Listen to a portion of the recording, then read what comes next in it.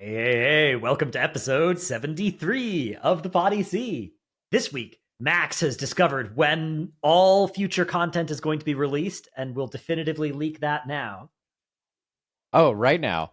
Right now. Okay. Well, I mean, this just stems to like, why haven't we heard about 11.2, right? It feels like it's the point of the season where we should at least like kind of know what's going on in the next season. There's usually two announcements. There's like a content announcement of like, here's the name of the raid. Here's what you can expect in this patch. And then that's not the release date. And then there's like a release date announcement, usually much later. But I just found it interesting that we haven't heard about it yet. So I did some looked through some dates on the stream. I would take all the credit for it if I could, but with mostly help from my chat. Of like why like this point last season had we heard about 11.1, and the answer is yes, and it was about a month ago. So like a month ago relatively in this season cycle, we would have heard and basically knew the name of the raid and like the basic idea for content and stuff. The reason for that though is that was the 30th anniversary, and they were also posting like what they usually do at the end of a year, which is like the roadmap, which they're not doing now. So usually during that time, especially the roadmap, you're going to get a little bit of a look ahead that you normally wouldn't get on maybe some content they'll decide to release it this time. And then they did another announcement. They did like a deep dive dev panel on December 19th of 2024. And that was like a lot of information that we did not previously have. And that was 2 days after the 11.0.7 release.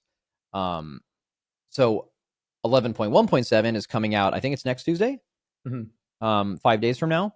So I would say at the very latest, purely speculation, I guess, but it seems like it would be really weird if the announcement for this was not before like a week from today. Or I guess you're listening to this, it's most likely going to be tomorrow, maybe, so Friday. I don't know when he's going to put this out, but yeah, you're overestimating Fronk's turnaround time on this. But... Yeah, so I'm estimating it's going to come out June 19th or before that point, which makes sense because I'll be on vacation and they always announce interesting things I would like to stream when I'm not here. It's just every single time. Love that.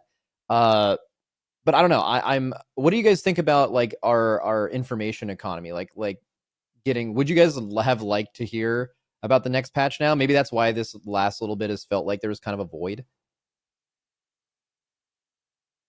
I personally would.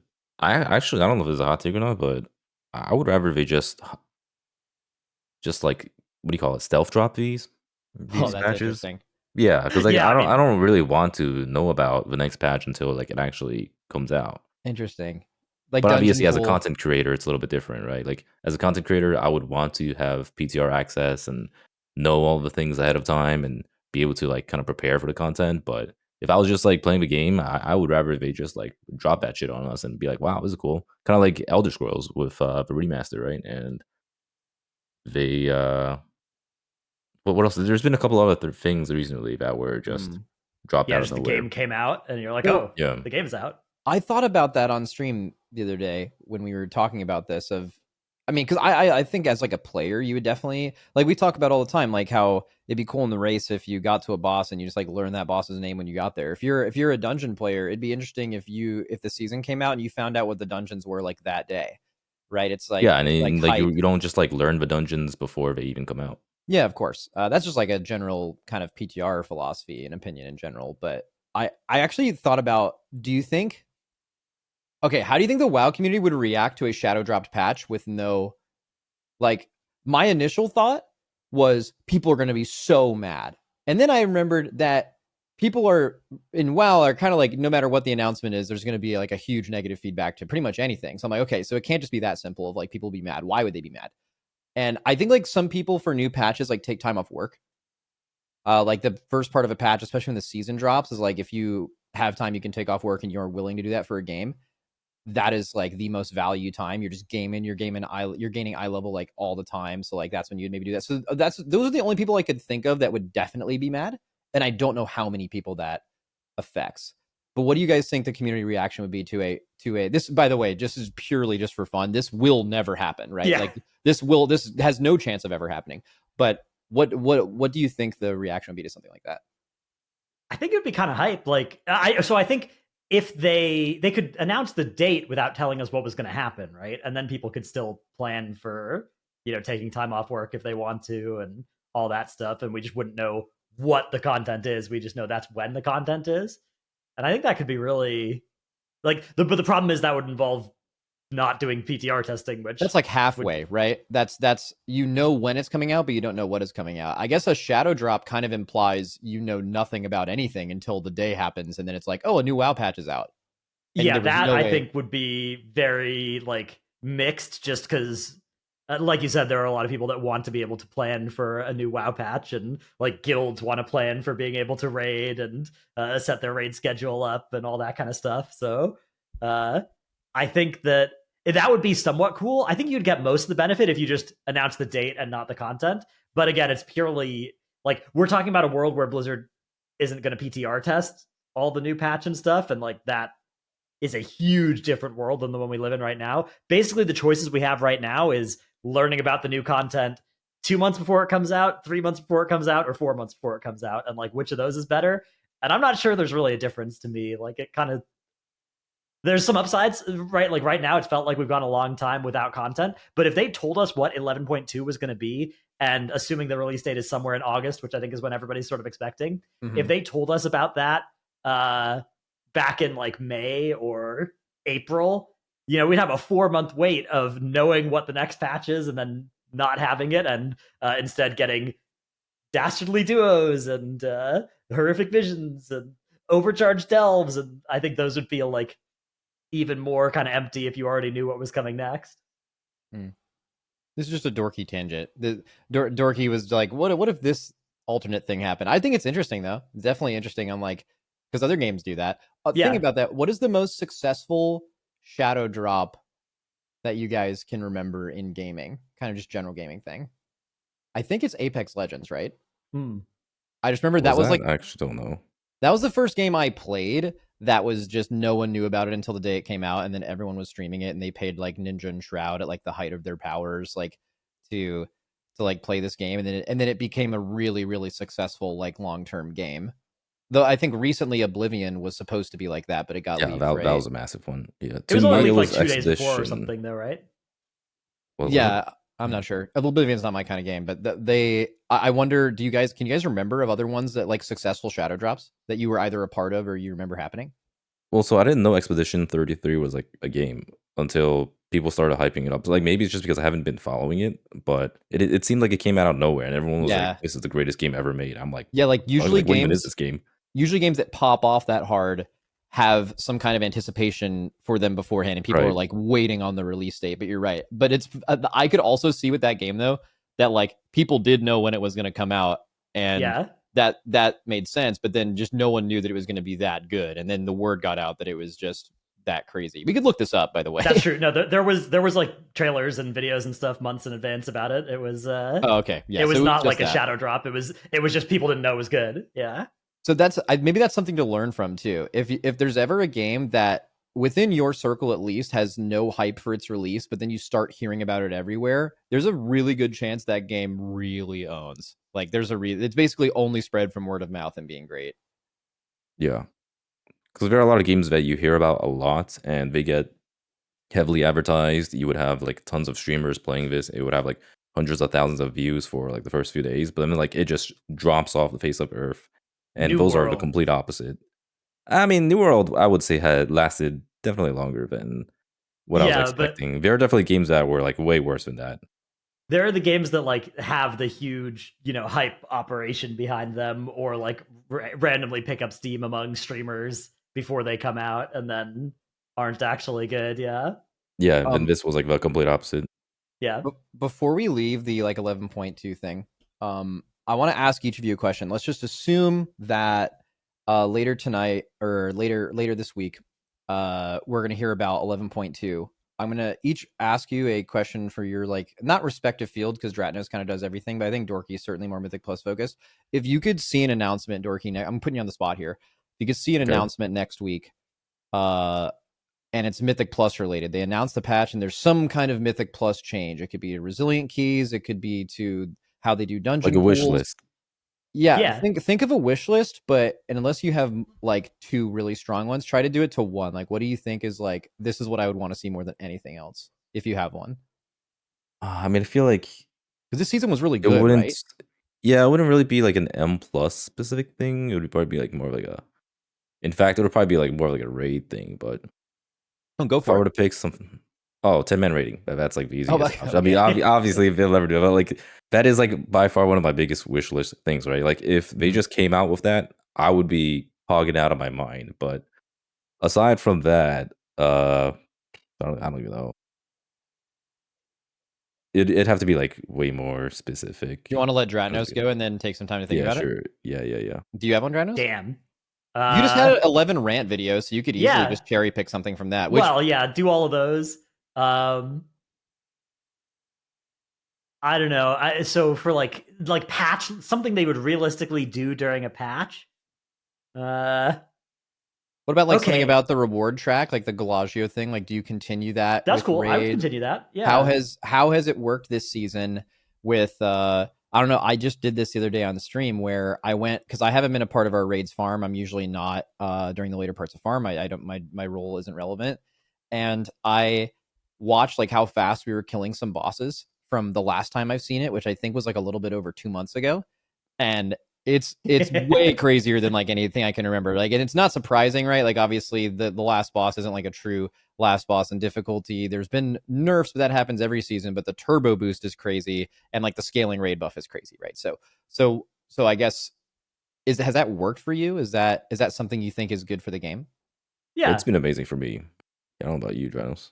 I think the stacking raid buff thing is good. I wish it was a little bit easier to catch up. I know it has some catch up with it, but I wish that it was more possible, because I know people who are way behind, you're like only able to get a couple per week easily, and that kind of, I wish it had like an even nicer catch up. It has better than nothing, but that's one thing that I think could be improved with it. But otherwise, I think, yeah, just making the raid get, like, at this point in the patch, doing something like Mythic Mugsy is still a very high coordination check and mechanics check compared to any other game and stuff. Obviously, it's night and day compared to like week 1, week 2 Mythic Mugsy, but I think it's an appropriate amount of nerfs. I think I've always thought that nerfing the raid, at this point in the patch, it should be this easy.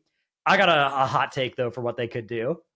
Oh, let's for go. Mythic Plus. Okay, you guys know how it's harder to heal low keys than high keys? You guys, Yeah. I've been healing some keys this season. And For people who in the chat that are like kind of unaware, is the reasoning behind that in higher keys that people are like, you if you get hit by certain things, you die. So it's like very easy to heal because you know what damage. If people get one shot, it's usually their fault. Where in lower keys, because things don't necessarily kill you, you can be really greedy with them, and you just don't know where the damage is going to come from, and it's more hectic. Is that the logic? Yeah, and like There's a lot interrupts are more less unpredictable important. damage.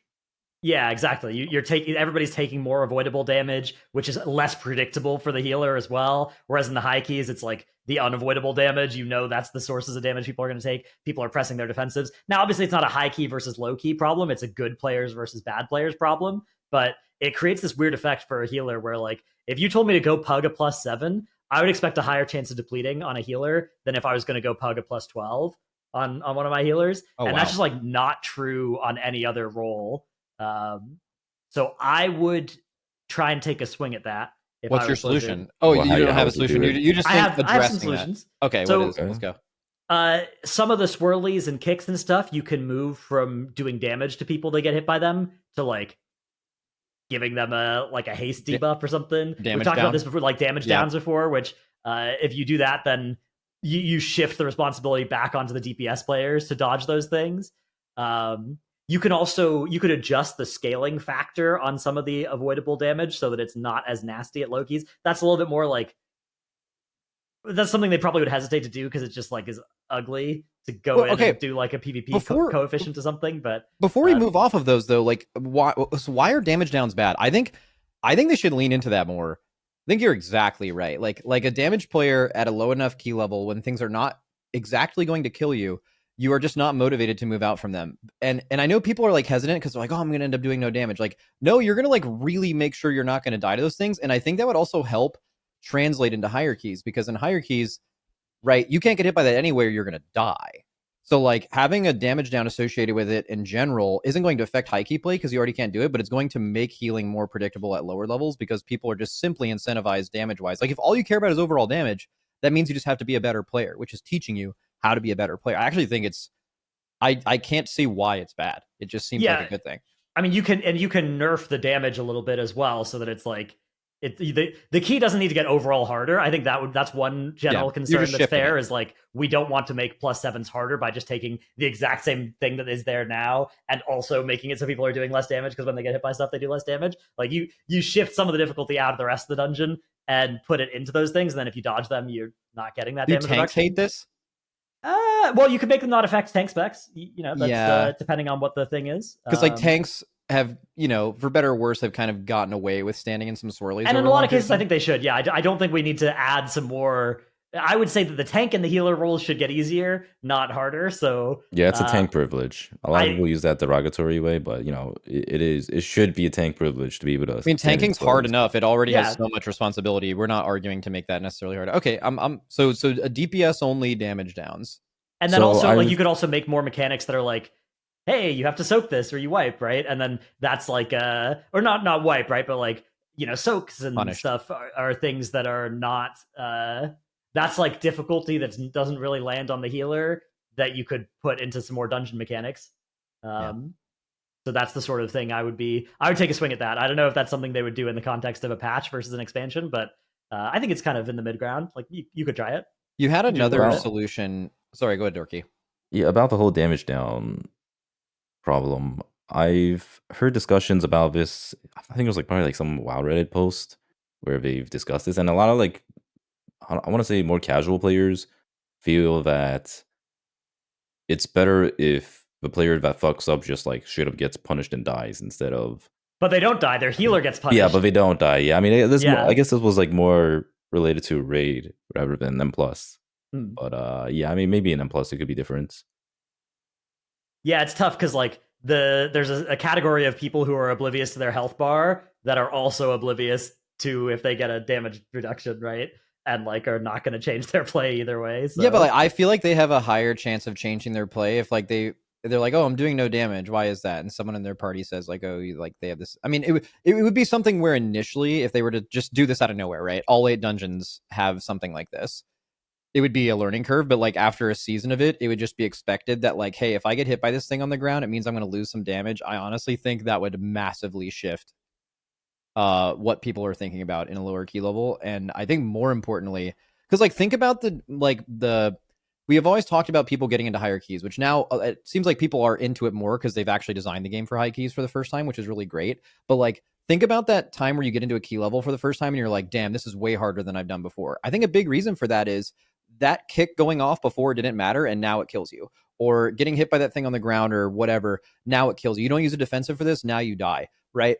You hitting a key level where all of that becomes true at the same time is really jarring, right? You could do it one time and be like, well, okay, that's clearly way above what I'm trying to do. But if you were incentivized via other ways of just you're going to die, which is not true, just your healer is going to have to heal you and they don't know when that's happening or not, and you made that true earlier with, you obviously make the damage a little bit less, but you get a little damage down. I think people would certainly their motivations their incentives have changed, and I think they would be better going into those key levels and would have a more natural key progression up the ladder. I think, at least for those reasons, I think it would be really, really good for the game. I will say one thing about this game is it's really hard to know all the information that you need to know. There are just so many unknown factors in World of Warcraft, and if you want to play at the highest level, even if you want to play at a medium high level, people are just completely clueless about so many different things, whether it's specific boss mechanics or how a mob functions when it jumps in a certain way. You guys know what I'm talking about, right? There are just so many fervent strikes, tech just things. random. Yeah. It's just it's how the fuck is anyone supposed to know about this stuff? Or targeted spells, unless you have specific weak auras that will let you know that you're being targeted. You just never know about these certain things. Were you saying that would add to that? Oh, well, now there's that. Well, I was thinking more, and maybe I'm wrong here, kind of binary. If you see a swirly on the ground that looks like it's intended to be dodged, I think right now, if everyone closes their eyes and thinks of that, you could picture exactly what that means or what that looks like. Actually, maybe it's a little hard because they just changed how swirlies work, but yeah, you get the point. And if that was just you get a damage down, not you're doing 100% less damage or 50% less damage, but there's an incentive to not get hit. I actually could this work in raid? Like I was thinking about it in raid real quick, and I think it also really works for that because it's another way to optimize damage. You know, like usually you get to a boss like Rashok or something, and like you really, really need to do enough damage to kill it, and you're waiting till like you're naturally waiting till everyone stops getting hit by fire at the end of progression until you kill it. But then like also you're gaining damage every pull because as people get better, they're also getting less like little minor hasty buffs or damage downs or something. I think it would also help, similar to how lower keys to higher keys. I think going from like normal heroic to mythic. In heroic, you can get hit by this thing and it doesn't matter, and in mythic, it will kill you. Right? You could use the same logic to say that it would maybe train people for the higher levels faster, or maybe the negative downside would be now it's just something I have to think about in normal where I otherwise wouldn't, and maybe that's not the point. Maybe right? Yeah, I mean, it'll be amazing for progression too. It'd mean that like instead of wiping, you can actually continue with the raid progression and like see deeper into the fight, even if you're not gonna make the DPS check or whatever it might be. Yeah, because we're not Like, making it harder, right? We're just simply moving some of the damage away from this thing and moving it into a damage down, right? So it would mean less punishing like one-shot binary mechanics, more like attrition, battle of attrition. yeah, because there's nothing more frustrating in raid than not being able to see deeper into the fight. Like if you've gone to P2 and you just keep wiping on P1, or you have like people die so you just can't get any further into the fight, that always feels bad. But if it's just all right, you're not gonna be able to make it to the end of the fight, but at least you can see that part of the fight. It's always nice. Yeah. But yeah, like going back to the whole information thing, it's more. I just feel like the game needs a better way of letting players know what to do. So an example is the Bizuka lines in Cinderbrew. You guys know what I'm talking about? The Wranglers to the right side of Cinderbrew, Yeah. they'll do like a Bizuka line. You know when you're getting targeted by that Bizuka line, but if you're getting targeted by, say, a random shoot, you're not gonna know unless you have some weak where that honks at you. So Yeah. like, that would be like a solution. And also just like the whole Swirly and Frontal change they've made this patch is massively impactful. Like in Theater of Pain, the mobs that do that wind that like knocks you off the edge. Yeah. People get hit by that shit all the time back in Shadowlands, but I haven't seen a single person get knocked off in this entire patch ever since they implemented the lines. And it's crazy how big of a change that makes. It's not like the mechanic is any easier or harder, it's just easier to see. Yeah, I'm a big fan of like taking the difficulty away from stupid stuff like shoots in particular, but also just like untelegraphed attacks, like you said, any frontal that doesn't have an animation. I'm very glad that that's something that they're trying to fix. I think that makes the game a lot better. And they've done this is Yeah. they've done a lot with this, but they're definitely going to have to do more with like removing add-ons and stuff too. Like I think still one of the biggest ones is you talk about like the game giving you information versus what an add-on can give you. The biggest one I still think they even haven't addressed this, which is like you will go into a dungeon and you have like a good plater script. Oh wait, actually, is plater getting nuked? Was it one of the I red think ones? going to be one of the ones that's like One of the red flags. Yeah, like most. Okay, never mind. So we don't know the timescale on this yet, but yeah, it's a lot of the current plater functionality would be when we looked at what they wanted to remove and what they did in a Blizzard post. It's probably too hard to bring up right now, but like I remember they were like, it's still okay to color nameplates, and I just remembered how specific that specific feature, how much more information you get the first time you go into a dungeon versus having to do it a lot as to what the important mobs with important kicks are.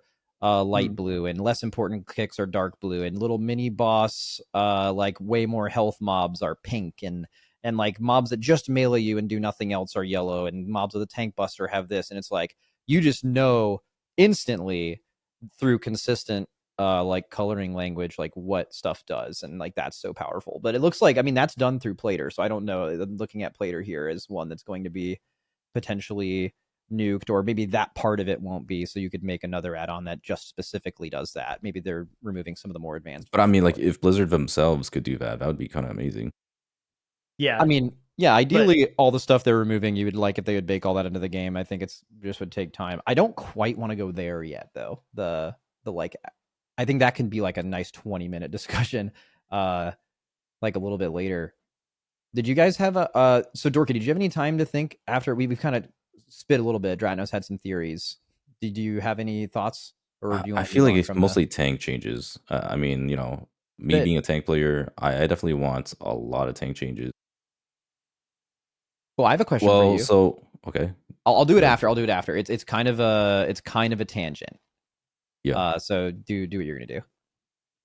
I would say first is just making tanks stronger. I know we've already gone over this like 50 billion times, but like, What do you please mean they just make buffed threat tanks by stronger. 16%? Yeah, which is crazy, by the way. Like, they saw Drados' video. They saw that Drados was complaining, like, tanks having threat issues. I mean, it's such a problem this season in particular, but it's just like, so we went from Legion having what, like 1500% aggro, I believe is what it was, or a Yeah, threat modifier for tanks. down to like And 600, and now it's back up to I like think it was even like 950. 400 some. It might have been like 450 when they first nerfed it back in BFA, or like some like ridiculously low number, and that was a problem.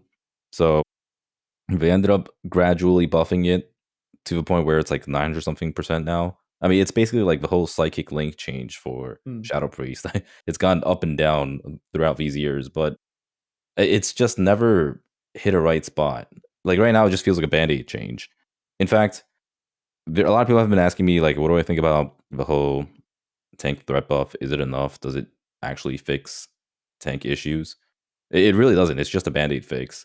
The bigger Yeah, problem with tanks right now is, I mean, I guess it's just the problem with class design in general right now. It like right now, tanks, their base abilities don't do any damage at all. Like spinning crane kick does absolutely no damage. In fact, you don't even want to press spinning crane kick in AoE. You rather Tiger Palm. Oh, Uh, that's terrible. Thunder. Yeah, it's because That's Tiger insane. Palm. Yeah, it's actually insane. Like you literally don't even want to press spinning crane kick. Thunderclap does like absolute piss damage unless you're playing Mountain Thane, which isn't even good anymore. Then you have like Demon Hunter, obviously the meta tank right now. Spirit Bomb doesn't do any damage. Soul Cleave doesn't do any damage. It's really just like Bear Tank that has like Thrash doing damage, which is why Bear Tank actually holds aggro quite well at the moment. That's why like people are always wondering, why is it that Bear, even though it does no damage, can still hold threat better than other tanks? Well, it's because if you're playing something like Demon Hunter, your whole sequence is you got a Immo Aura, then you have to get your Sigil of Flame up, then you have to cast your Hunt. After you finish casting your Hunt, you get a Reaver's Glaive proc, you gotta send your Reaver's Glaive, then you got a Fracture, then you got a Soul Cleave, and then after all those globals, you finally did your damage to get threat. And like by the time you're doing this, you have a fucking Red Paladin popping wings and instantly bursting for 10 mil. You've got like Dev and Evokers doing Golf. their instant, yeah. And how the hell are Demon Hunters supposed to be able to hold aggro unless they understand their gathering setup and rotation extremely well? And what happens if mobs get pulled in, right? Like mobs get pulled in. All right, well, you don't have a Reaver's Glaive ready, so like now what? You can't just be like hitting Spirit Bomb or Soul Cleaves to get aggro because that's going to do piss all damage. Yeah. So like your damage breakdowns right now as a tank is just the base abilities in the past that were like 50% to 80% of your damage is probably now only like 20% of your damage, if not less. And the majority of your damage is coming from like your hero talents or all these different passives and stuff. So that's kind of like a more of a general game class design balance issue.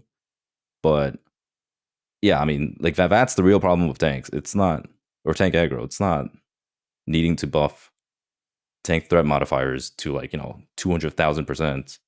It's really just like you go in there, you press Immo Aura does piss damage. You press Spirit Bomb, it does piss damage. You got to actually like do all these things in order to do damage. Which also Dratnos like addressed this recently. Which also shout out Dratty. You got I think you got the tank threat buffed, even though I don't think you cannot take credit for it. That's fine. You can be a humble king.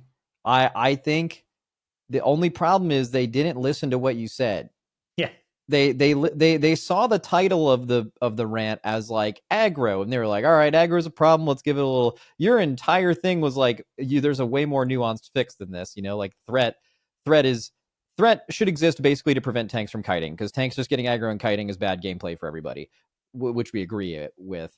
But it's like, okay, so you should really buff the threat of things Dorky's talking about right now, like Soul Cleave and like things that are like you're in melee. And if you want to solve the like no kiting thing, you can have less threat modifiers on things that you just spam at range, right? But that isn't exactly what they did. So they did like the blanket buff. What was your reaction to that? Yeah, I think that like I think that they had to. I think that this is definitely not the best way to do it. Like a blanket aggro buff. It's It's a the band-aid problem. solution. Yeah, like it is. It's definitely a band-aid solution. Which band-aid. If you're bleeding, a band-aid is good. But Yeah. I think that it is the case that like you said, Dorky, the whole Demon Hunter having no threat during their first few globals problem is something they should independently attack for sure.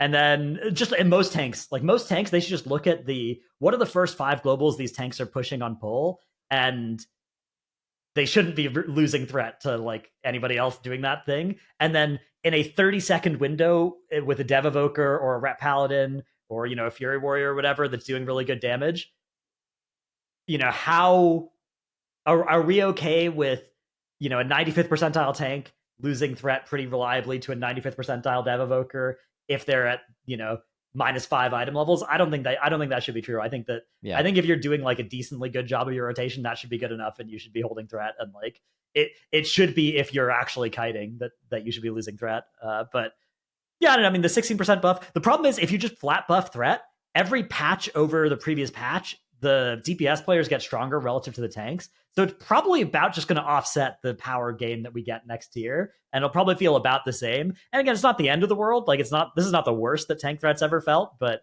I do think that a permanent solution would be really nice. But band-aid until then is definitely better than nothing. So Yeah, I mean, I would give them the benefit of the doubt, right? Because like at least they're aware there's an issue and they did manage to do something about it. Because like they can't really make these grand design changes in the middle of a patch. It's something that's going to have to happen next patch or maybe even next expansion. But at least I'm glad they're looking at it and being like, all right, so maybe there is an issue with tank aggro at the moment. But it's like you said, it's not an issue of just like getting 16%. It's more about how tanks do damage at the moment. And also just like tank damage kind of sucks right now relative to DPS. A lot of DPS are doing 6 to 7 mil overall DPS in a lot of these dungeons, and tanks only doing like literally half or below half of that. I feel like we got to get to the point where tanks are doing at least. I feel like we have this 70% of conversation DPS. every patch. Yeah, Yeah, I mean, just like what make can they tanks do? better. What can they do? Yeah, do they need to either constantly buff it or change something on the like how this works at a base level to just make that something you don't have to change? Like I'm thinking of DPS classes where like every single tier they do decent at the beginning, but they don't scale as well. So at the end of every farm period, you have to blanket buff them so they're okay then, and then okay in the next season, and then that just repeats itself. And then you saw they kind of addressed this with Monk in the last couple of years. They're like, okay, well, the main reason this is happening is they don't scale off of 2 of their stats. So let's make those 2 stats good. And now those are the 2 of their best stats. And now that problem is less severe, although that did kind of happen again this patch. But like, they need to change something fundamentally, or maybe we misunderstand, or not misunderstand, but us and Blizzard have different ideas of how much damage tanks should be contributing, right? I think it's very possible that that's true. I mean, maybe they just want tanks to damage. There are players that do not like people do not like getting beat by tanks and damage, right? Like DPS players. So if you have a situation where like a 70th percentile DPS player is getting beaten in damage by a 95th percentile tank, like that's maybe the situation where that they're hesitant to buff tank damage too. Okay, right? hearing those numbers, just real instant thought, I think that's fine. If you're playing a tank as good as you can possibly play, we think that's fine, but that DPS player there is are very insecure unhappy DPS players that they don't want to get beat by a tank. They don't want to be doing tank damage, which is kind of lame. Like I will say, that's happened a lot of times in the past. I remember when Venthyr Bear Tank was popping off that one season. I might have been like season 2 or 3, where they had that tier set that just like made him go crazy during InCarn. And there were so many vocal DPS players that are like, "How is this fair? How is this balanced? I'm getting beat by a Bear Tank." And literally the next week, they nerfed that tier set for Bear, and that's like so fucking lame because Bear wasn't even that good. Like it wasn't even looking remotely like the best tank. It was Bloody K by a mile, and for them to get shot over that just feels really bad. Which kind of like goes to show what their stance is on tank damage. All right, Dorky, I have a weird question for you, but it's going to come close to something that you suggested before. Okay. All right. So you mentioned before, like, dude, number one thing, if they announce in the new patch, if they announce 10-man raiding, I'm so locked in. Like, that's what I want. Okay. Yep. As a tank and as a 10-man enjoyer, how many tanks should be in a 10-man raid? Ooh. Probably 2. That is what it Honestly, was 2. historically. That's Yeah. I mean, that's what it was historically. But like, I don't know. There's 2 in a 20-man raid. There was 2 in 25-man raids. There was usually 2 in like 40-man raids. Maybe there's a few more. But like, I don't know. I think if you're gonna do 10-man, something that's really interesting to me, like, why is Mythic Plus more fun for a lot of tank players? Because I think there's a couple reasons. Number one is you can't really outgear it. Like in raid, you just get to a point where you're way stronger than the intended content, because the intended content is able to be tanked on like day one of the patch, or by certain classes day one of the patch, and then you get stronger, and that content doesn't get stronger. In Mythic Plus, the mobs are hitting you every key level, and you just keep going up key level, so you're more challenged. As a tank, it's really fun to like try to live. That's the whole bit. But in 10-man raid, tanking in raids is already so. They cook sometimes where tank swaps are really cool. I can think of a few fights over the years where like, man, that's like something really unique and interesting that they did. I feel like if they're going to do 10-man raids, it'd be way more interesting to actually have it be 1 tanked instead of 2, and then really cook with different kinds of ways to challenge that. I think there's like, the like debuffs maybe fall off after a certain point, but you really need to learn how to live the 40 seconds of a fight when you have 4 stacks of this and ads are spawning. And I feel like it could be a mix of kind of what Mythic Plus tanking and raid tanking feels like, and it'd be an interesting way to like innovate that content. What about That's what I thought. What about bringing back like main tank and off tank, where the off tank just does like way more different types of jobs? Maybe like soaking bombs, or Okay. I don't know. That's hard to say. Like just like not your traditional tanks. I think Like, that's top. outdated, personally. I think if you're having 2 tanks in a raid, I think it's good that in today's day, there is not like a main tank and an off tank. Well, sometimes there is. Sometimes one of you is like alpha and the other one is super beta, and like, I always tank first, and you're definitely the main tank or something. Dude, yeah. Muggsy, I think I had threat for 10 total seconds on that boss. Yeah, so Dratnos is, if you're a prop paladin this tier, you are the fucking, actually, this tier, Dorki, there was a main tank and an off tank, straight up. Like paladins just did not tank the boss, and you brought them in on every fight to do the most absurd shit. You like watch a prop paladin POV with like on Muggsy, where they taunt the boss, get the gold thing, and just sit in immune like away from the boss for like a long time. It's crazy. Okay, but is that good or bad? I think it's bad. I think it's bad. I think it's like a clever way to solve that only paladins could really do. This tier, but like, I think in general, tanking is more fun when both tanks share the responsibility and are both challenged. That being said, there are not a lot of bosses where that ends up being the case. Like a lot of tank swaps could be, there's one particularly really strong tank this tier, and I take an extra stack of this to make up for whatever, right? The other tank tanks and executes so the warrior can actually press execute more. Things like that. Like, I think that's interesting. But I mean, some of the most fun bosses I've ever tanked are always like both tanks are, how can we live this? We have to problem solve how we can even make this work with what we're playing right now, rather than like, this guy is the main tank and is doing all the hard shit, and this other guy's like just standing in the corner with the gold boots debuff, and I'm just like sitting in a puddle and bubble. That's like basically off tank. That is what off tank means. You're doing shit like that. I think that's something that's died with the old game. When that existed too, tanks didn't even have active mitigation. Like you didn't, like when Cat or in Mop, I think when they like officially active mitigation as you know it now became a thing. Only a few tanks had it before that, and that's mainly when the main tank off tank thing started. And I think primarily it's because like not all the tanks could even really do it. Yeah. I do think if they made 10-man with only 1 tank, like there's a decent chance that you would have DPS players taunting to be a very common solution to different like fight mechanics. Am I cooked in thinking that that's kind of fun? Yeah. And that's something that's been gone from the game for a while. Yeah, cool. Like the whole like Heart of the Wild bear form tank for a little bit. When was the last time you guys unironically saw someone do that on purpose in a fight? Like besides saving a pull or something. Like I think, I mean, you've done this anyway. Like you taunted on Tindril. There's a ton of fights where like you taunted to get some kind of specific interaction. And maybe this sounds like something where like I would read the comments in the future and someone's like, bro, that is so fucking stupid. Like this is purely like some nostalgia, like only high level people would ever even kind of understand or agree with this, but I actually think stuff like that isn't bad. Is this bad? Speaking of tanking, this is in the realm of tanking. Like DPS tanking. Like, you know how like in fights you'd have a warlock tank. You would have like a range that had to tank a specific mechanic. Could you not replace the second tank role with spreading kind of that off tank role throughout the raid, either by taunting or range tank and other things like that? I think that's the coolest shit ever. Actually, I really like the idea of just like some other, I don't know, like some warlock or rogue that can just like do a job outside of their traditional doing damage.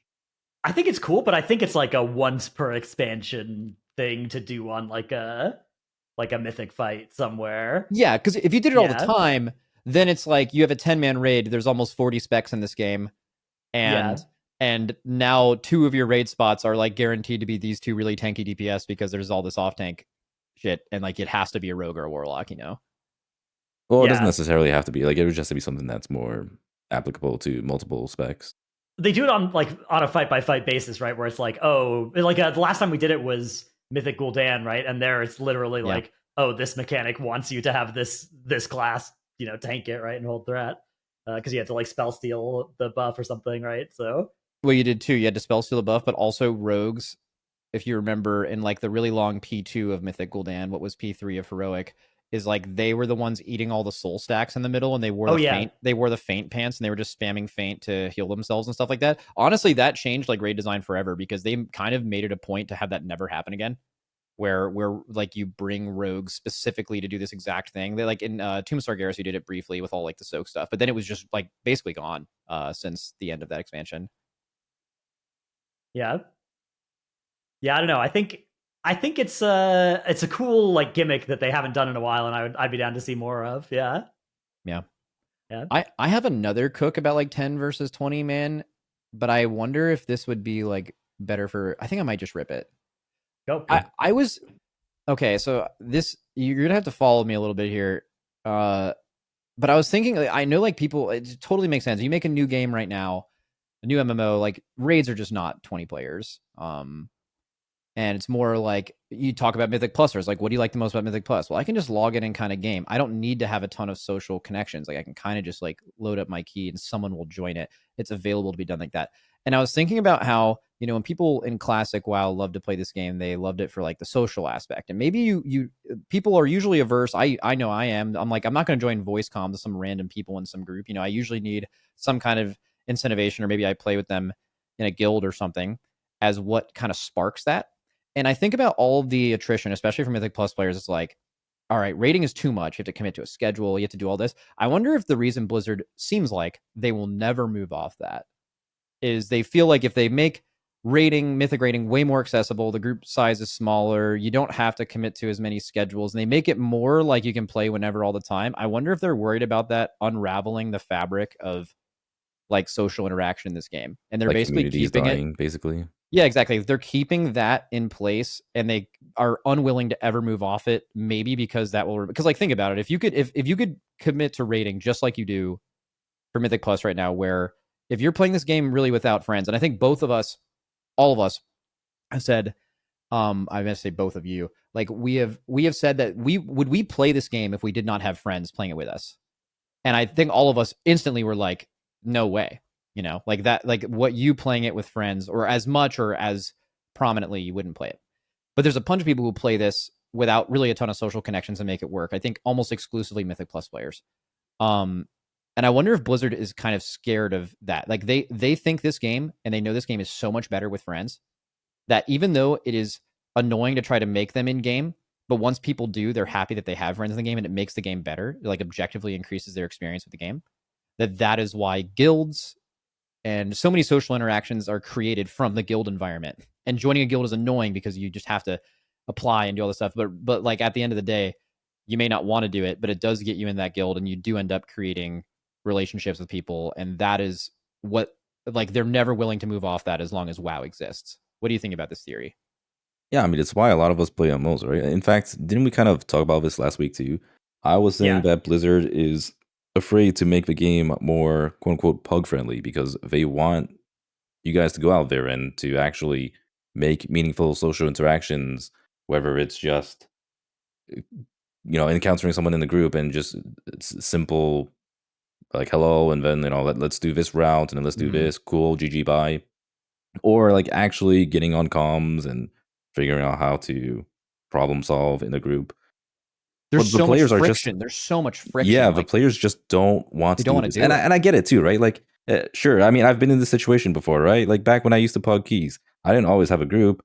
It would be the most awkward shit ever. Like sometimes if a group leader would link a Discord, and so you join, there's like nobody else there. It's just you and the guy. He goes like, "Hey," and he's got like the worst, most dog shit mic ever. Worst case scenario. Yeah, he's got like the most dog shit mic ever. Open mic the entire time. There's like noise, baby crying in the background. Maybe his mom's yelling at him, and it's just like he's coughing and sneezing into the mic. So if I were 2 or 3 people join the group in comms afterwards, they don't say shit. Nobody says anything. You wipe on the first poll. People just leave. Nobody even like maybe the guy doesn't even speak English, and it's always like an extremely awkward interaction. So I get why people are so adverse to this, especially for girls out there, right? Like I know a lot of girls, they don't really want to be on comms because like they could get really fucking weird. I've been in these situations before, but at the end of the day, like Blizzard does want us to actually play the game with other players, right? Like it doesn't have to be to the extent of mythic rating. I do think mythic rating is a little bit extreme. In fact, when I saw you reacting to the Shindig video, which is kind of crazy, that video popped off. It popped off on your YouTube too. Yeah, I actually really felt bad about that because I only like uploading reactions to YouTube when it's like, okay, this is just like maybe some people want to hear my perspective, but whenever it threatens to get more views than the original video, I actually feel like such a piece of shit. I mean, I think it's good though. I mean, it gave him more exposure. Like, I'm sure he's happy about it too, right? He's like, oh shit, yeah. Max saw my video. Like, that kind of. It's just murky though. Like, it makes like if enough people are watching my thing of it, it makes me feel like my perspective and hearing the commentary is the reason why they're watching it, and it's not cannibalizing views from the other one. But I feel like part of it is, and this is a small. We don't have to litigate this, but I just feel when I woke up and I saw that video doing really well, I was like, "Fuck me!" It was a feeling of existential dread. It was not happiness. I mean, but it just kind of goes to show that like a lot of people actually really want to like that's kind of what I took away from it. Like a lot of people reacting to these videos strongly is because a lot of people actually want to mythic raid, but at the same time, like I'm looking at a lot of these comments and people are just like, this is why I don't mythic raid anymore. It's just like it's too much. Like you have to, as someone who's like trying to enter cutting edge mythic raiding, you have to like apply for guilds, and then you need to interview with these guilds, and then you have to show up for 2 or 3 nights per week, and you have to be there for these specific times, even if you're not in. Even if you're not in, and it's just like it's a lot to ask for many WoW players, especially the ones who are getting older nowadays. Like a lot of WoW players are realistically in their 30s and 40s. We're so old. Yeah, goddamn. I mean, like, okay, but do you think this whole like fabric of the community, this social stuff, like, do you think that would be not true with 10-man raid? You'd still have to find, but maybe they're just concerned. Close to like M plus, right? Where it would be a lot more pluggable. You could combine 2 Mythic Plus teams, just like people used to combine 2 raiding guilds together, which definitely works every time. Well, the thing is, like a lot of people have at least 1 or 2, maybe like 3, 4 other friends that they play with, and then it's very easy to just pug the rest. Much easier, or like at least have like another group of friends that might. When you think about what makes raid different from M plus, like the number of people is definitely part of it, but I think a lot of it is also like the format, right? The fact that with M plus you can just get 5 people, you don't brick a weekly thing, and you take 30 minutes to do an attempt, and you can just do as many as you want. Versus a raid situation where, like, imagine if we had 20-player M plus versus 5-player raid, with the raid lockout working the way that it does right now versus the M plus working the way that it does right now. Like, which of those would be? I think a lot of the friction does come from the things that wouldn't get better, like wouldn't change going from 20 to 10, right? The fact that you're on if you had a mythic lockout with 5 people, that would still be miserable. Yeah, it would be. I mean, it's not just the player size, of course. There's definitely a whole lot more to it. The player size is definitely a lot, but like I think that I think 10 would still. I don't know if it's more than halfway from what we have in Rage right now to like M plus. Okay, so from my experience in Lost Ark and what I've heard in Final Fantasy 14, which are 8-man raids, it actually becomes extremely puggable. Even like extremely hard content, like content that would rival some of the harder contents in WoW, right? Like that type of content does get pugged because, like we were saying earlier, you can just get a couple of friends and because there's no lockout, you can kind of just grab other players and be able to And do the maybe, and you content. find people that are decently as progressed as you. You spend a few hours in there, you get a little farther. Yeah, And now those and you are make 8 more friends like that people. too. It's like, Yeah, okay, you know, like exactly. this guy's kind of cool. You can add him and you hit him up next time, or like those types of connections are really meaningful in But MMOs. is that what they're afraid of though? Like you're saying, like in these other games of smaller group sizes, the hardest content in the game, because they are smaller group sizes, like equal or similar to like mythic, early mythic difficulty, they become puggable where mythic difficulty does not, the later bosses, right? Is that what they're afraid of? They want some content in the game, the apex of whatever they're like doing reward wise in the game, to be something you have to create social connections to do to keep that social thing alive in the game. Like, is that would that not be a reason potentially why they don't want to do that? Is because they don't want this stuff to be puggable intentionally.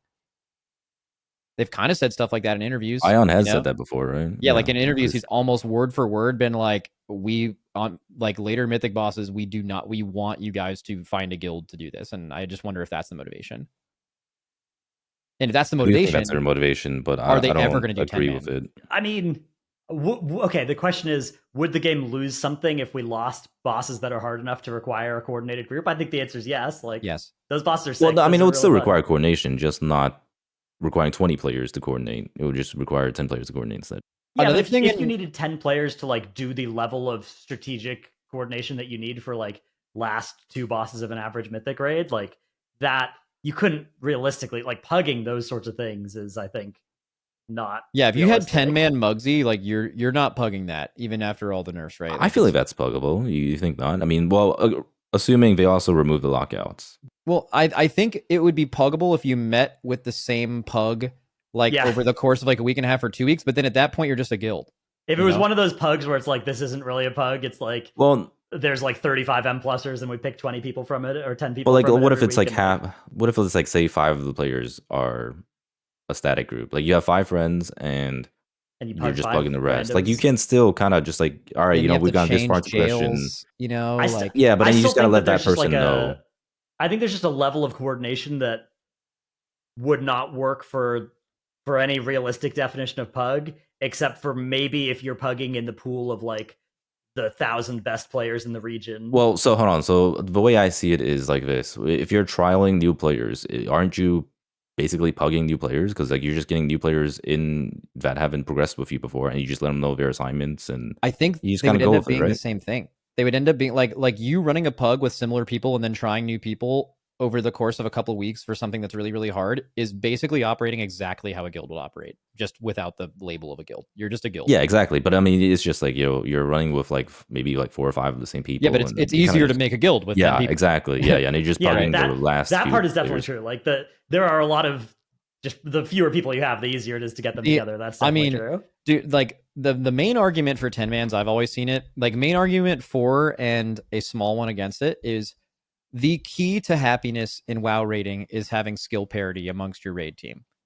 Because like, and I think Dorki, you've said this a lot before, where there are some bosses where you're having so much fun, even if it's a lot of pulls. Because I think the thing that makes raiding fun is getting good enough at a hard boss to where you basically master every like thing that happens in that fight. You're working towards a point of mastery to where like you are so locked in, like you know exactly what the fuck you're doing at every point. You can still make mistakes, but like they're mistakes. You've solved this thing, right? And usually when people get upset, and I know you have said this in raid, is when you get to a point where you have achieved mastery of the fight, but because you are better than the average skill parity, or maybe better than your worst player, to where it's going to take 20, 30, 40, or worst case scenario, like 100 more pulls for a lot of these people or a few of these people to actually achieve the same mastery you have, you are going to be bored for those 100 pulls. But you will not be bored up until the point that it took you to get to that point, because that's fun. That is the fun in raiding, is achieving that level of mastery. But with bad skill parity amongst a group, meaning there are people that are really, really good, people that aren't as good, you are basically you are going to have that happen on every single hard boss. It is unavoidable.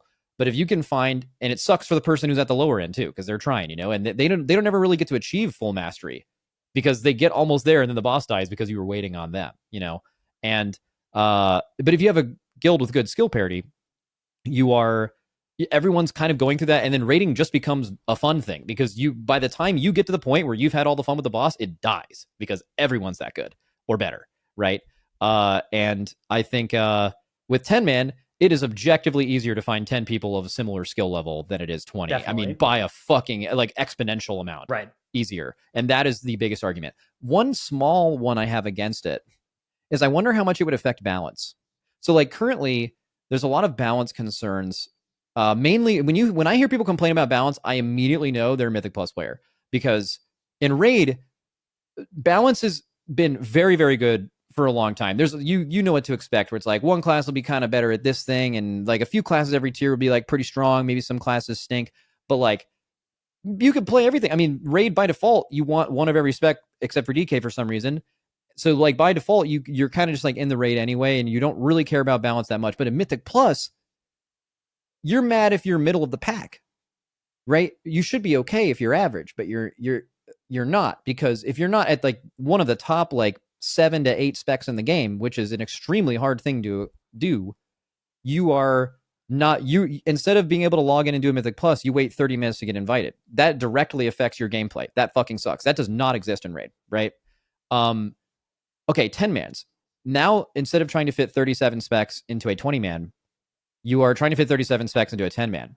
With how niche some classes are in PvE, a few of those spots, I think after you play this scenario out for a year or two, are going to be like, you just kind of need a Moonkin in every 10-man. I'm just making up a few classes that do like a specific thing really, really well. You kind of just need a rogue, besides the whole like current raid. Dude, the raid buff situation would be another issue. Yeah, you're not even talking about that. You're talking about I was saying like, I think in the Yeah. scenario where you're having a 10-man raid, like the current concept of raid buffs would have to be completely redesigned, because Certainly. your comp would be completely defined by those. But let's just say even if you remove raid buffs, you're literally just looking at damage profiles and your defensiveness, right? You're going to have a mage every time. That's one of the things gone. Then you have 2 healers, or maybe one tank or 2 tanks. And then you're talking about 5 DPS spots. I guarantee 2 of them would be like, you have this class every fucking time. So like, would it be a bad thing that right now, if you're really upset about Blizzard balance and you're constantly posting about it, you are going to be a Mythic Plus player, because it obviously, just the way the game is made, it affects you so much more. If you move that to also being a raid problem because of the sheer amount of specs into a 10-man, is that a big negative, or a potential big negative? So I actually have a lot to say about the whole balance situation this patch. I thought about this a lot. Okay. And I would say like the first problem is the problem with M plus is infinitely scaling, right? When you have static difficulty, balance isn't as much of a concern. Because like say keys capped at 15, right? If keys capped at 15, people don't really care as much about what meta specs you're playing. It's really in the situation where the keys go higher and higher, and you can do higher if you play better specs. Like say you're doing 18s right now. Well, if you just played full meta, then you might have an easier time doing or getting into groups to do a 19. So like that's the first thing. I feel like it wouldn't be as much of an issue, even if it's like a 10-man rating. And the second is, a lot of the reason why the meta happens is because WoW players just want to be able to copy strats. I was looking at a leaderboard of M plus just like the past few days, and I'm like, damn, this Brewmaster group is doing insanely well. This Physical God comp group. It actually made me really want to play my Brewmaster myself. Like I've been thinking about maybe just doing a Brewmaster adventure on stream for like a few weeks or some shit. And I was like watching their runs, and holy shit, these guys are insane, by the way. Hold on, let me just like link one of their streams. I love that that's the case, though, by the way. I love that there are competing Mythic Plus comps at the highest level that are not just like swapping out one class for another. It's like a totally different They're playing, vibe. they're playing an entire different comp. That's Like sick. it is That's actually it's so so cool. cool. Yeah. If that could happen every season, that'd be so sick. Yeah, so this group, by the way, they've been timing some of the highest keys in the world. They're doing like 20 and 21s with Brewmaster, Outlaw Rogue, Resto Shaman, Arms Warrior, and Pharaoh Druid, which is like just completely unorthodox, right? It's like literally none of the specs are meta whatsoever. But because they all mesh so well together that it can do well. And so the beauty of this comp is, well, first of all, this guy's UI is complete dog shit. He by dog shit, I mean it's like very bare, right? Like he's using base nameplates. base, just like almost everything is like base UI, right? A lot of people in There's, our like, comment section would call that based. yeah, it's pretty based. Yeah. It's like based in the dog shit way, but It's but yeah, based, so based on what? What a quote. based though, yeah, exactly. So It's based not only in the that, dog but shit way. they're also not in comms. Holy Wait, That is what? ridiculous. Yeah, What? like they're straight up just like I these just see guys them typing fucking all the own. time. They Yeah. don't. Yeah, they're not in voice comms. They're literally just like typing to each other, timing like 20s and 21s. It's a group full of junkrats and they're just fucking timing keys. Yeah, exactly. It's a group full of junkrats typing That goes crazy. of the highest That- keys in the world, and Wow. that is amazing. But like, so going back to the whole balance discussion, what I've noticed in this season in particular, and I want to say it's due to Resilient. I know everyone's gonna get ragey about the whole Resilient. I'm just letting you guys right now.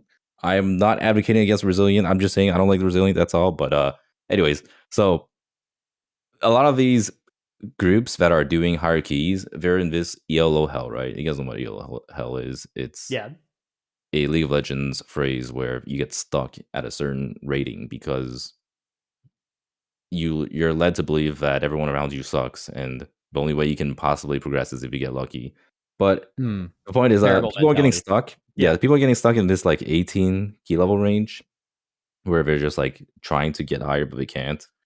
And these guys are just copying strats from the best teams in the world. Like literally, as soon as people are doing some new strat, right, like some crazy workshop jump skip where you like skip the pack and you're skipping the RP and all that stuff, everyone's just trying to copy that strat. And it's so much easier to copy the strat when you're following the meta comp. If you don't follow Yeah. the meta comp, then people are like, You well, have to how do we? completely do a different thing. That's Yeah, and people part of can't why the really think for metacomp, it's like themselves.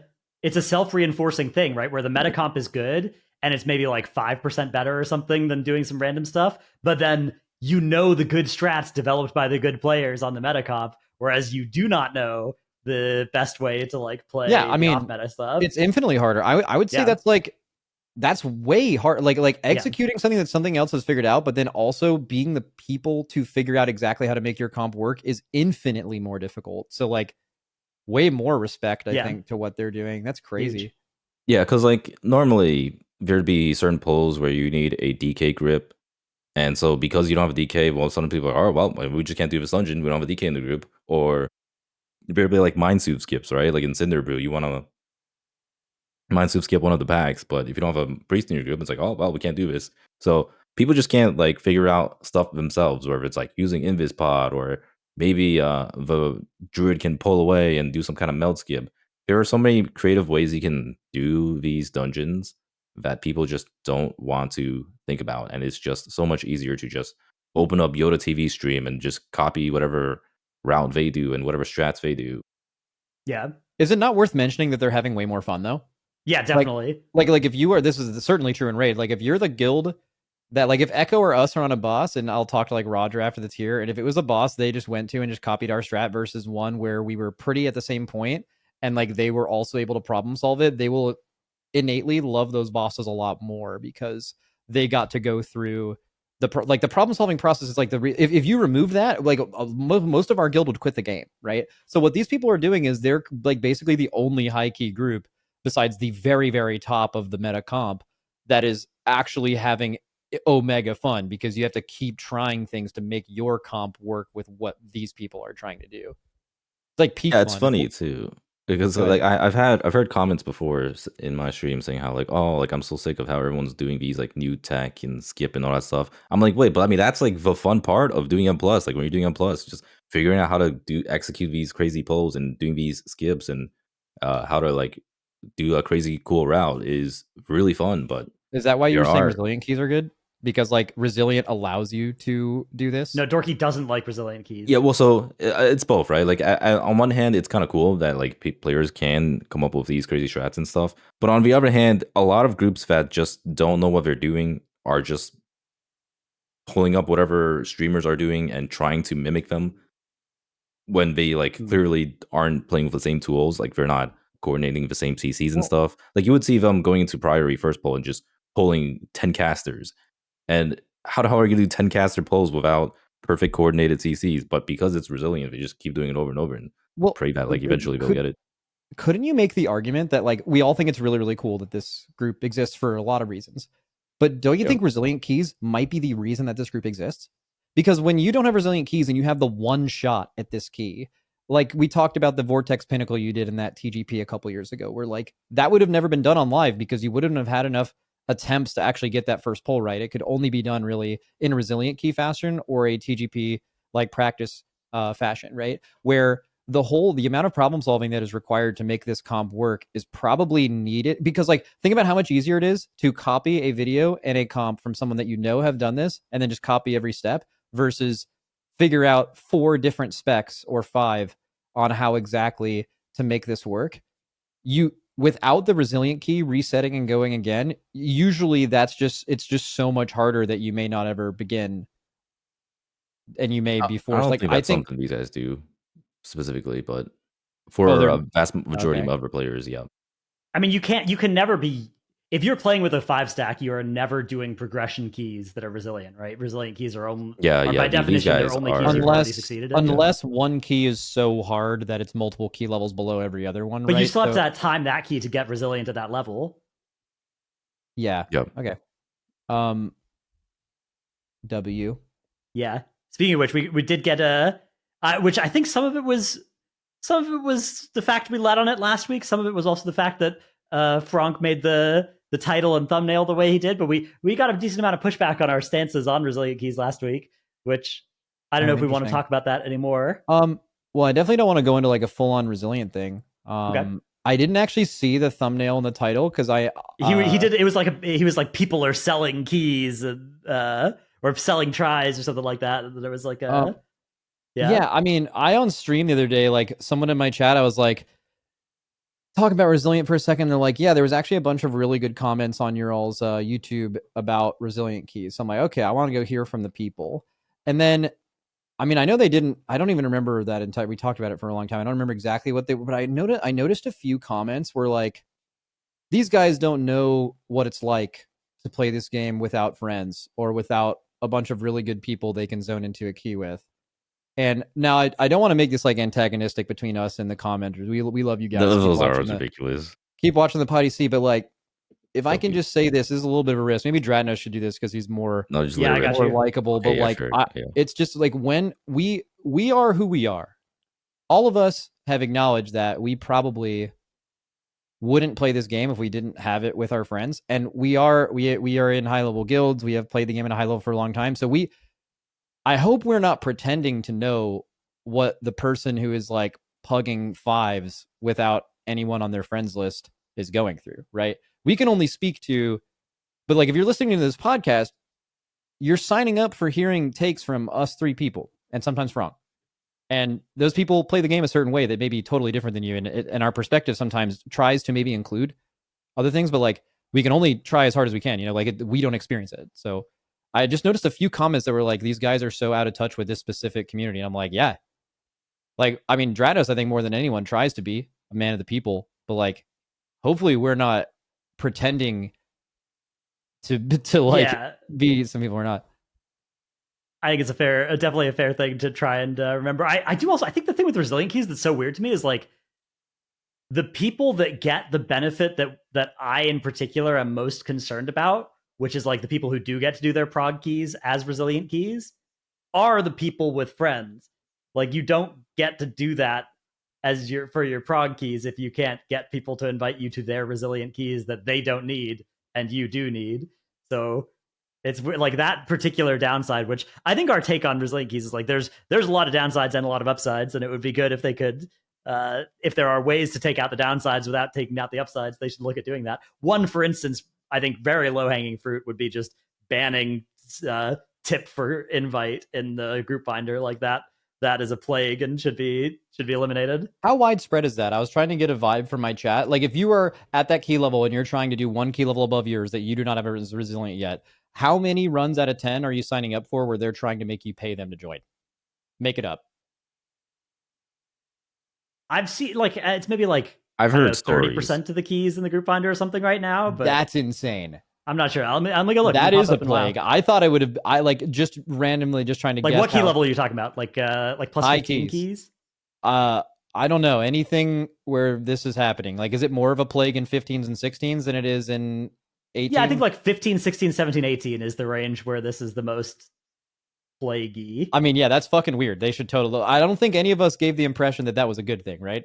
Yeah, exactly. And that's like, that is a downside that has come about because of resilient keys, and you can fix it without killing resilient keys, but it is a downside of the change that has been made right now. So it's I don't know. I feel like there's just this internet-wide phenomenon where if you talk about a downside of something, people assume you are against it writ large. Yeah, it should be a discussion starter, not a discussion ender. And it's just like, that's not the way that I want to talk about things, right? Like, but I guess that's often how people hear it. If Fronk hit a suggestive thumbnail and title, I'm not sure if that's actually the case, but like we've all seen examples of like that will totally paint the public opinion of what you're talking about. I think the best way to look at it is there are people clicking on your video to go into the comment section before they listen to a word of what you're saying.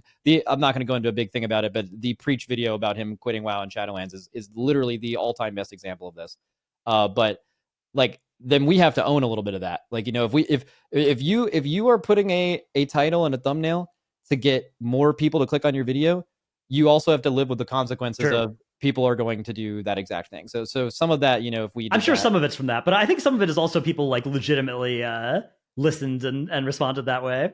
Yeah, I from what I saw, it sounded like a lot of people did listen to what we were saying. The only ones is like, because YouTube isn't like Twitter in that Twitter used to have, when you clicked on a post or a tweet, it would have like the most reasonable responses at the top that the most have been uploaded, and then like it got increasingly more degenerate until the bottom.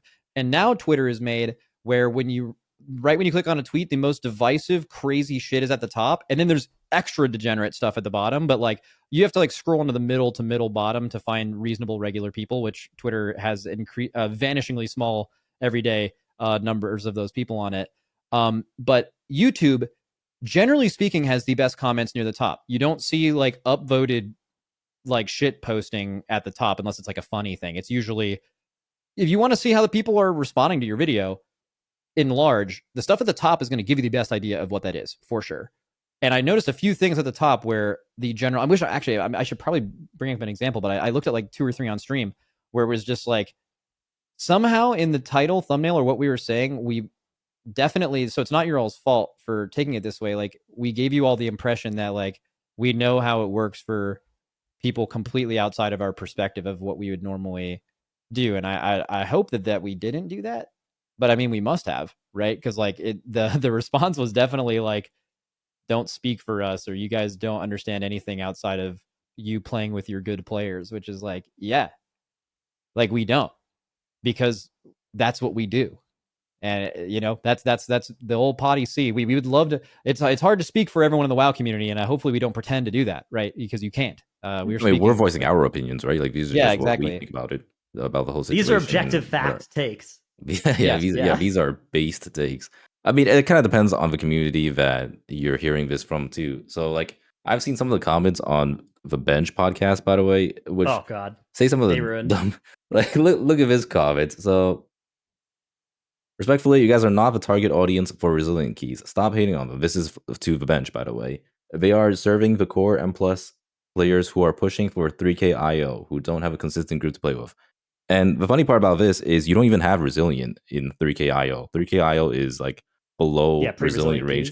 So we're not even interacting with resilient keys. And this guy is saying how like, oh, like this is not for you guys, it's for me. And the ironic part is you literally don't even have resilient yet. Well, okay, and then also there's 45 likes on this comment, which means that 45 people read the first part and were like basically agreeing with the sentiment of you guys don't know what you're talking about, but either didn't know or also misinformed as to what they're saying is completely incorrect, right? It just literally does not apply to this person, and does apply to the people that are talking about it on the podcast. It's just one of those things where it struck that nerve that you can strike sometimes, where people who play this game not as hardcore just get really fucking mad at some take you have. Whatever that nerve is got struck with this. And I mean, it's possible that we certainly had something to do with that, like something we said or title, thumbnail led that to happen. I mean, so our bad, I guess. Resilient is one of those things where it's like it feels good for players because it's kind of like getting gear, right? Like number go up, IO go up, right? If they want to feel good about being able to do these keys well, the negativity tied to it. Well, I mean, there still are negative parts of Resilient, but you know, they just wanted to have an easier time in keys, and like I get it. You know, there's nothing wrong with it. It's kind of like the same as how people enjoy doing keys like Shadow Moon Burial Ground. Like I thought that key was complete dog shit, but I mean, hey, there are a A lot of people who enjoy liked that it because key. it was just the It was the easiest easiest key path that to season, yeah. It was a free loot, key, yeah. It just depends on what people want from Mythic Plus. You want to be challenged, or do you want this thing you're doing to get loot to give you loot easy? And Like Maw of Souls, for a lot of like people, speed. that is their motivation. Yeah, exactly. Maw of Souls. Like Maw of Souls is a very hard dungeon on higher keys and very problematic. But for most people, they never experienced that. They experienced doing the really fast thing to get artifact power, make my guy bigger, right? And then then you grow. The interaction with you and that dungeon is extremely positive. Is only positive, much more positive than every other dungeon. So yeah, I mean that you're always going to do that based on your own experiences. Yeah, and I mean there are a lot of people who are getting boosted straight up to like plus 18 keys this season, which would have been unheard of in previous seasons. In fact, I think the title range this season is going to be insanely high because of Resilience, and you know maybe a lot of people do enjoy that, but at the same time there are a lot of people who are against this idea and notion that like they are going to run into some absolute, I don't know what's the best way of putting, absolutely nice players in their 18s. All right, you guys want to do the Patreon? Yes, I'd love to. All right. This week's Patreon question comes from Anonymous, and it says, Hi, PoddyC Squad. I have a question about recruiting a 21st man outside the raid lead directly, rather than having a team member grow into that role. My guild's leadership has been mentioning interest in having a 21st for quite some time now, and done some trials of it. It sounds like a great idea on the surface. Our raid lead does a very good job, but is also an individually very skilled player that can't play to his own potential while doing it. I'm sure that situation is frustrating for him. We also have 2 to 3 more vocal raiders who will back up raid lead a few mechanics, but not much more than that, even from the bench. I, and I'm aware this is probably a personal issue, am unable to go into a test raid run and give any level of respect to an outside raid leader I've never met before. It feels like that role is completely not suitable for that when they need to immediately be a leadership role whose voice is the one we hear the most often. I think of pro sports where you may just swap a coach at any time, but even then that coach has experience and a reason to be there. I struggle to accept that a player raid leading a guild hundreds of world ranks behind us is actually going to be beneficial for our prog, and any player who's at a higher level than us isn't joining our team to 21st when they can just stay with their current team who will happily accept that buff. I imagine if Max tried to bring in a successor as a raid lead that wasn't a player at that level ever, could they ever integrate in? No. Sure, Max hasn't played a character in a world first kill in several tiers now, but isn't the knowledge that he did it with the best of them still part of the core respect in his calls or strategies? Am I just a change hater? Padios. And there's an enye over the O there, so I'm trying to pronounce that. Padios. Wait, real quick. So, what guild rank is this? I mean, that's kind of crazy to be trying to recruit a 21st man. Yeah, I was about to, the whole premise of this is crazy. I didn't know people. That is insane. I know guilds did 21st man, but I didn't know that they try to recruit specifically 20, or maybe they don't. And this person's asking, can you do this? Basically, and short answer is no. Just straight up, the answer to this is no. Like you can't. Like your raid leader of your guild is like so entwined with the like personality and the atmosphere of the guild that like any of you who raid in a guild that has a prominent raid leader, if you could imagine you go to your next raid in your guild and someone you have never met before that is not like this guy said, that isn't extremely experienced. Like the coach analogy is like, this guy's done this for many years and knows exactly what he's doing. He's won a championship or whatever. Like you end up recruiting someone who knows what they're doing. Like for example, if I came in, did your raid, you might be like, okay, maybe I'll listen to this person because he might know what he's talking about, right? But like, you're not going to, he mentioned even in here, you're not going to recruit someone to come down guild ranks to 21st man your guild in progression specifically. That is, maybe it's if you're someone's friend, but like, it's not a thing. Going back to the original thing, imagine a completely different person that is not more credible than your regular raid leader raid leading. It would be fucking weird. It would be such a different vibe. I think it's just a complete non-starter. I was trying to think of a business equivalent where like a company doesn't hire a CEO from within. They recruit, and companies do this all the time, where they get CEOs that have been CEOs other places, right? Because they have that experience. This is not super relatable to that. Yeah, I don't. Short answer, no. I don't think you can do this. The idea makes sense. Yeah, we have a great. I mean, why we do it at this level is like I can be way more of a raid leader when I'm not playing the game, and whoever's playing the game in my place can like if you find someone as good, can do better than you because you're just simply not using any of your bandwidth to raid lead, right? But so the concept of wanting a 21st man purely for performance makes sense. But it needs to be someone from within that you know. Like even me, like if I wanted to raid and we brought someone not from our guild to come raid lead, like there's so much that goes into raid leading. Like it's not just like, oh, well, anyone can raid lead if you just don't have to play the game at the same time. You could have a bunch of people try to be a 21st man that doesn't really know what goes into actually leading a group of people through content, that you just wouldn't even be effective at that. So you need someone who's an effective raid leader, which it sounds like you already have. They just want like the slight benefit of being outside the raid. So no, don't do it. Also, at that, it works for me because like we're doing this at this level and we're winning, and like I do whatever it takes to win. But like for most people, being a 21st man would totally ruin your love for the game. You should not want people to do that. It's some like weird top level thing that came from extreme optimization that shouldn't, like ideally should not be copied, except for extremely rare circumstances where like you have someone who's a really great raid leader that has been there before that doesn't want to play anymore, but wants to show up and hang out with the boys and actually lead. But like outside of that extremely rare and specific scenario that I know has existed before, it's cooked. Don't do it. It sucks. Your guild will be slightly worse, maybe, but like it's not worth it. It's not feasible. So I have two anecdotes. One is back when I raided in End of Shadowlands, the jailer tier. The guild that I was with recruited a 21st man, and wait. So you were raiding in a guild that had a raid leader. Yeah, like and they recruited. Leader. Yeah. So they intentionally recruited someone who was like there to just 21st man, and it actually didn't go well at all. So like at first it was going okay, but people just didn't respect this guy. Like they just didn't like the way he was calling stuff. Like they straight up just like are like, who the fuck is this guy kind of attitude, and straight up they had to like let him go.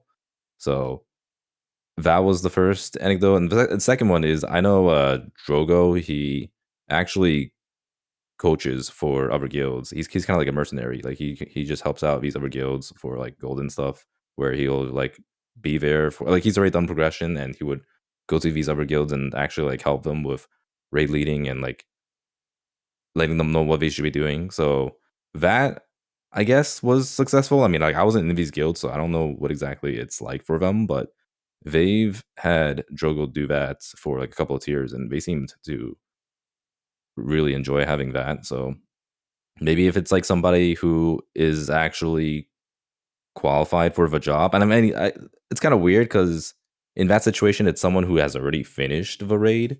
Yeah, and like, that's not quite the same as having someone who's like there to actively figure stuff out on the fly. So I can't really say showing the same up later. if you're you like if you you're develop just an atmosphere someone, where you're exactly. used to a raid leader earlier, right? And then that guy goes away, and now you have this new guy.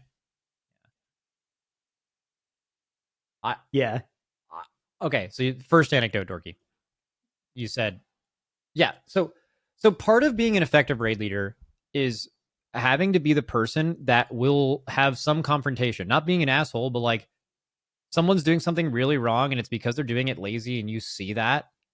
You need to call that out for multiple reasons, but a short way to say it while still in the confines of the podcast is like, people are going to talk about it after raid behind this person's back if it's not fucking addressed. So someone has to do it. You have to do it, right? So, but how do you confront or address things in a raid that maybe are not the easiest thing to do with a group of people that do not know and have played with you and respect you? It's nonsense. Like you can't do that. Like no one's going to get criticized by some person that you recruited from a lower ranked guild to come raid lead your guild that you have never played with before. They're not going to take that well. It requires respect, both them respecting you and also them knowing that you respect them. And that process had not happened. It could not have happened yet. So when you started saying that anecdote, first of all, I was fascinated because you basically have experienced something that this person directly asked. Yeah, literally. It's literally this situation. Yeah. I can't believe that, first of all. Second, it is, as soon as you started talking, I was like, I bet this is a fucking disaster. Because I cannot imagine it going well at any guild rank when they are coming from below your guild rank and you do not know this person. And then above the whole Drogo thing, yeah, if you can pay someone to show up from a higher guild rank to help you, again, a more credible, have done this before person, that could work. But I just don't know how many people are doing that. You know, who wants to do that? Yeah, I think it's like the coach analogy. There's just not coaches in WoW except for like a few people. There's not like an ecosystem around it. People that do it because they love their guild, and that's like always the reason pretty much. And then sometimes like you could luck into it as a guild, but I don't think you can plan for it. I think that you need to assume that you're never going to be able to recruit a 21st and either decide you're going to live without it or get somebody to step up. But I don't think there's really an alternative. Like, is there a person out there that doesn't play this game at a high level, doesn't want to, but like understands the game, really smart, and they specifically love the strategy of WoW, and they don't like that you just copy a Race World First video, and they're the exact kind of person, which is good, where like Leighton Farm, they're the person who comes up with that new strat that is now better than what we did because the parameters have changed. You have way more gear, you've been turbo boosted, the boss has been nerfed, you have a scaling raid buff, and they find it fun to make the best strat for your specific guild, and they're very talented at that. That person could be really valuable to a lot of guilds, and they would not have even needed to play at that level, but you would have to be so fucking smart to like actually do that and have the experience without playing at that level or even close to it yourself, and then that's completely removing the how you mesh with a group of people and how you actually, that's more of a strategist rather than a raid leader. Those may not be the same role, right? Like developing strategy and being an effective raid leader can both be the same person, and they can both be totally different, right? Different skill sets, there's a lot more required. It just sounds like something that like I'm just making this up, but like a 1,000 guilds in the world, just any 1,000, there's like one guild where this has happened or potentially happened, because it just sounds there's so many things preventing it from being like a logical thing you would do. I could see it working if it's somebody who grows into the role over tiers, honestly, because I mean you kind of just need that synergy between the raid leader, or like if a person calling stuff, and the raid. And it sounds kind of the same in M+ too. Why do they care? They don't know these people. They're not their friends. Yeah, you don't really get anything out of 21st thing. Like, yeah, exactly. I mean, I guess you could. If you could become the 21st of like a top 10 guild or something, like maybe there's some glory at that. But like, what? It's like, how do you find someone like this?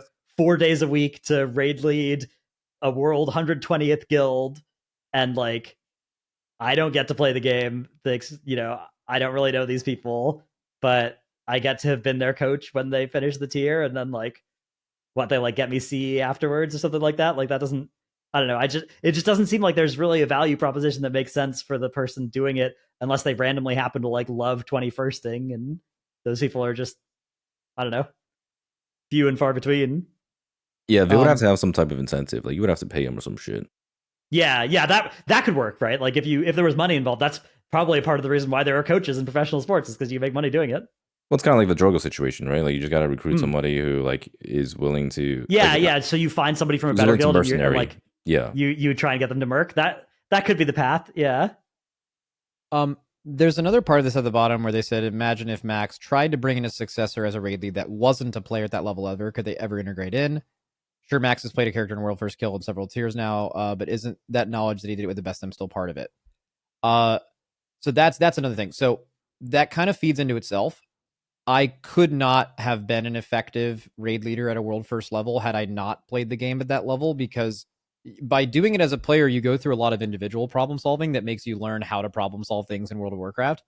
And you could not have done that without being a player. Part of it is that too. Like if I have to like tell some people some real shit, like again, not being an asshole, but like addressing something while someone is maybe reads a chat and they're being flamed by 100,000 people and they're already emotionally kind of on edge, and you have to address something about the way they're playing. That's not easy to do. If they don't respect you as a player, there is absolutely no way that is going to go any way other than terribly.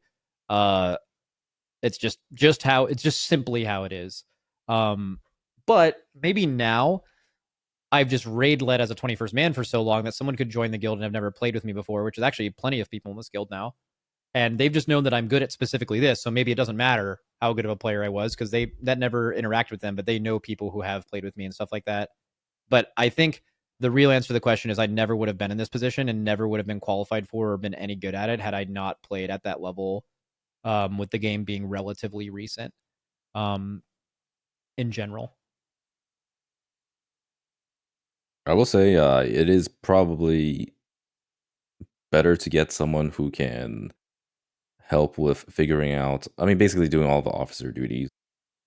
I know when you were reacting to the Shindig video, he was like showing the whole spreadsheets and like, people's cooldowns and stuff.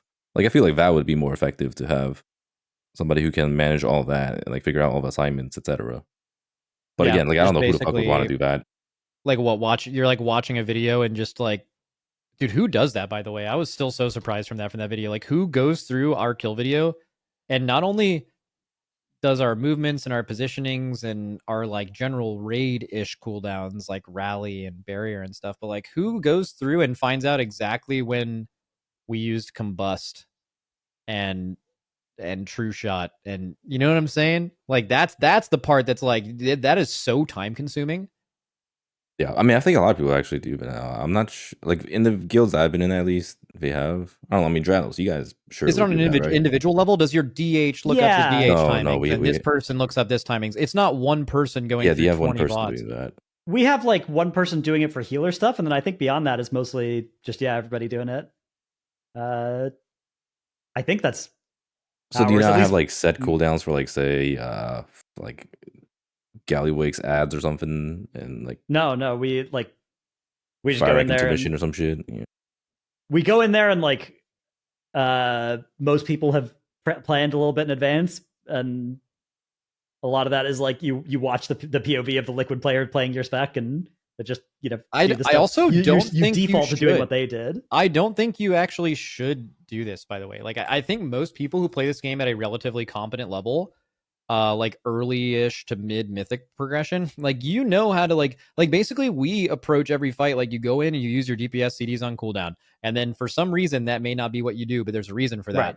But the reason why we did that, maybe we were holding a CD for this because we need enough to get through it. You get to the boss 3 weeks later with way more eye level, you no longer have to hold that cooldown. And if you're just blindly copying where we used our CDs, you're kind of missing the point, right? And are you really losing anything on your first pull just trying to rip it on cooldown? Like, I mentioned this on the stream.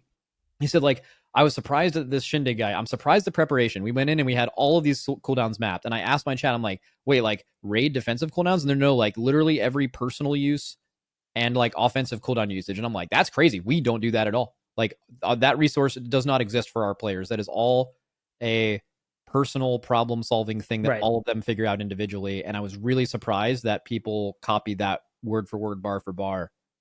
I don't think that's standard. I don't know. Maybe it is, but my chat was making it sound like it was. I don't know what guild level that starts at, but in my guild we don't. We definitely don't do like that degree of it. We come in with a plan for healer CDs. We have like and that includes AMZ, darkness, that kind of stuff. Like those, we have a spot where those are planned to be used.